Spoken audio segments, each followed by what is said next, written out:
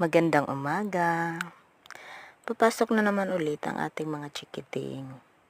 Kaya pinaghandaan ko na sila ng kani-kanilang mga baon. Actually, dalawa nga palang anak ko. Babae sila pareha. Nilagyan ko na yung mga paborito nilang kinakain na prutas. Pakaunti-unti lang kasi maliit din yung lalagyan. Kaya, yan lang muna yung pinaghanda ko sa kanila. Tama.